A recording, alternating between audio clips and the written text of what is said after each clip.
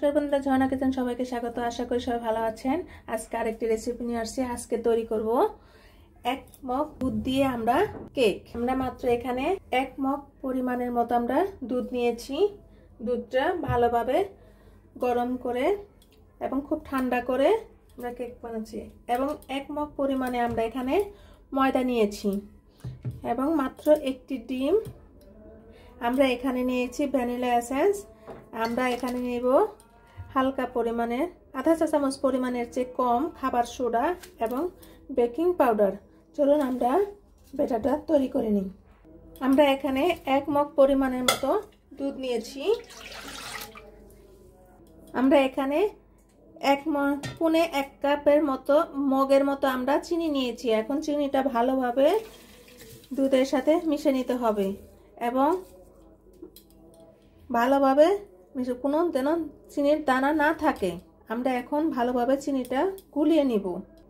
আমরা hand Blender দিয়ে আমরা এভাবে চিনিটা ভালোভাবে গুলিয়ে নিতে হবে।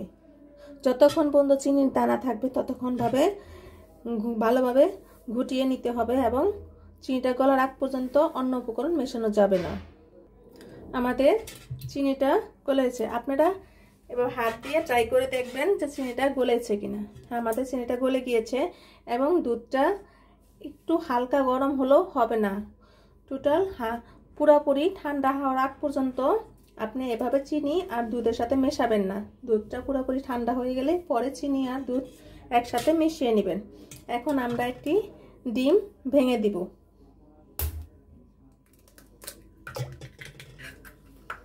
এখন ডিমের সাথে ভালোভাবে মিশিয়ে নিতে হবে এবং হালকা পরিমাণের একটু লবণ দিয়ে দিতে হবে, যাতে খুব সামান্য পরিমাণে একটু লবণ দিয়ে দিতে হবে। কেকে একটু হালকা লবণ হলে টেস্টটা বেড়ে যায়। এবং আমরা এখানে 3 টেবিল চামচের পরিমাণের মতো সাদা তেল দিয়ে দিব। আপনারা কেকের পরিমাপটা উপকরণটি ঠিকঠাক দিবেন, তাতে কেকটা পারফেক্ট হবে। এখন আমরা সবটি উপকরণ একসাথে মিশিয়ে নিব। আমরা এখন এখানে 1 চা চামচ পরিমাণের মতো বেকিং পাউডার দিয়ে দিব।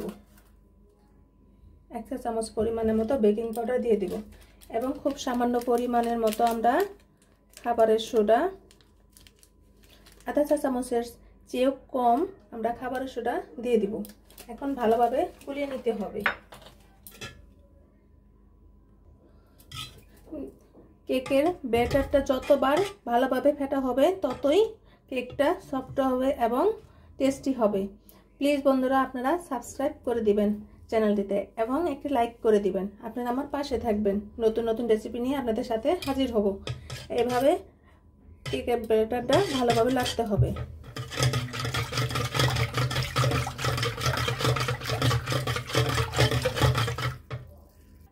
আমাদের এটা ভালোভাবে গুলানো হয়ে গিয়েছে। এখন আমরা আস্তে আস্তে ময়দা দিয়ে দিব। একবারে ময়দা দেওয়া যাবে না, অল্প অল্প করে গুলিয়ে নিতে হবে।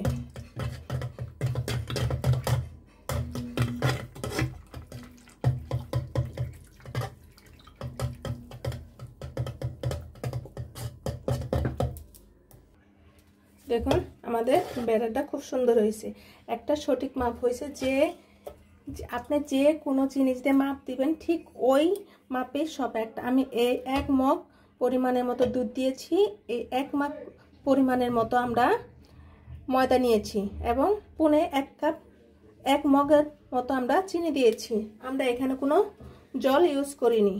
পারফেক্ট ব্যাটারটা ঠিক হয়েছে। আপনি যখন কেক বানাবেন ব্যাটারটা যেন এরকম হয়। আমাদের ব্যাটারটা তৈরি হয়ে গেছে। এখন আমরা ভ্যানিলা এসেন্স দিয়ে দিব। 1 চা চামচ পরিমাণের মতো আমরা ভ্যানিলা এসেন্স দিয়ে দিব।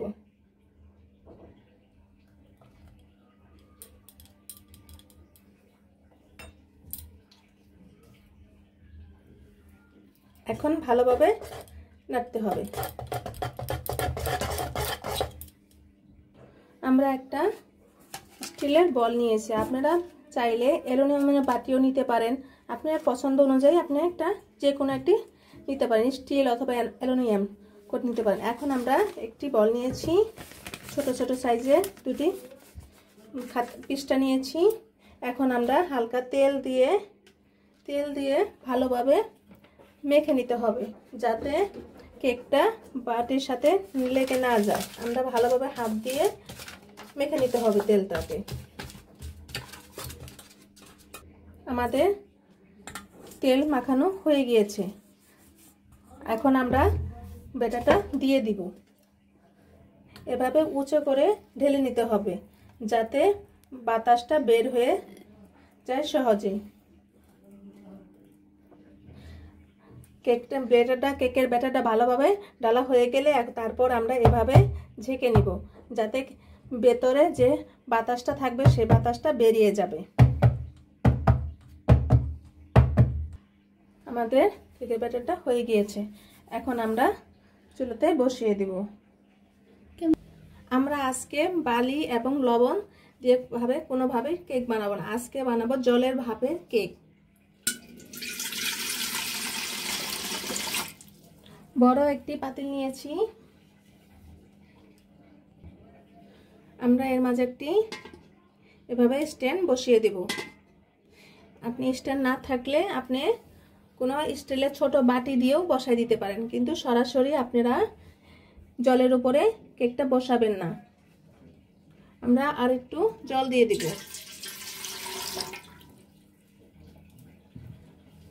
জলের ভাপটা যখন আবার শুকিয়ে যাবে প্রায়, তখন আবার একটু হালকা করে পরিমাণে একটু জল দিয়ে দিব। এখন আমরা কেকটি বসিয়ে দিব।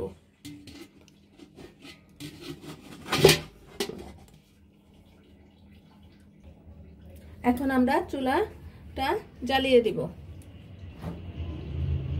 আমরা এখন ঢাকনা দিয়ে ভারী কিছু দিয়ে আটকে দিতে হবে, যাতে বাতাসটা যেন বের না হয়।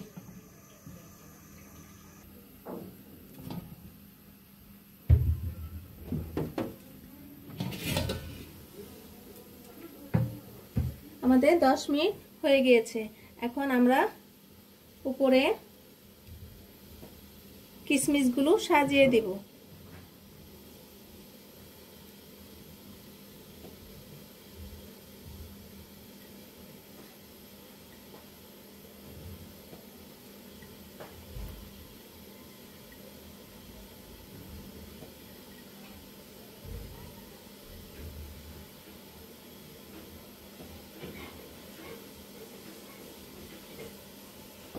আমরা এখন ননস্টিক দিয়ে ঢেকে দিব, এতে ছিদ্রটা বন্ধ করে দিব কাগজ দিয়ে।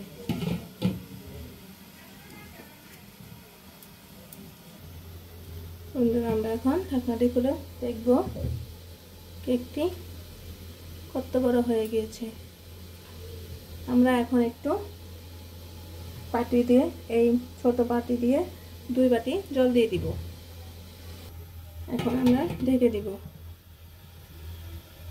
প্রথম আমরা 10 মিনিট স্টিলের থাল দিয়ে ভালোভাবে ঢেকে রেখেছিলাম। এখন ননস্টিক ফ্রাই প্যানে কড়াই ঢাকনা দিয়ে আমরা এখন ঢেকে দিয়েছি, কারণ কেকের উপরে জলটা যেন না পড়ে সেজন্য। আমাদের কেকটি কি সুন্দর হয়ে গিয়েছে। এখন আমরা কাঁটা চামচে পিছন সাইড দিয়ে দেখবো ভিতরে কাঁচা আছে কিনা।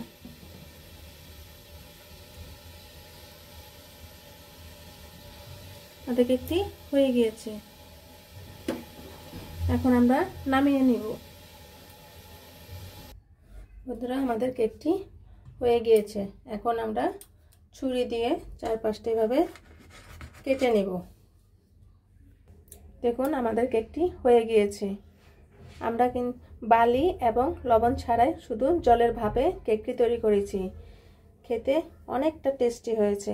আমরা দেখাচ্ছি কেমন স্পঞ্জি হয়েছে, খুব সুন্দর, একবারে নরম তুলতুলে। কেকটি কেমন হলো অবশ্যই কমেন্টসে জানাবেন। ভিডিওটি দেখার জন্য ধন্যবাদ। Thank you.